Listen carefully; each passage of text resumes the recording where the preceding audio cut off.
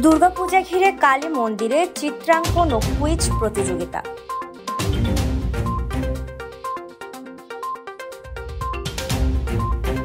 শারদীয় দুর্গোৎসবের পঞ্চমী তিথিতে চিত্রাঙ্কন ও কুইজ প্রতিযোগিতার আয়োজন করেছে তবলছড়ি শ্রী শ্রী রক্ষা কালী মন্দির মণ্ডপ committee.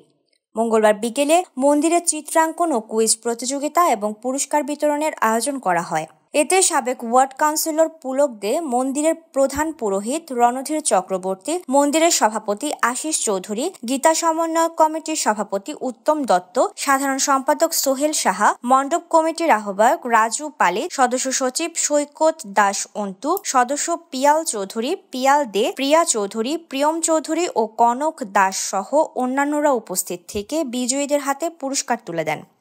Desk report, CHT TV।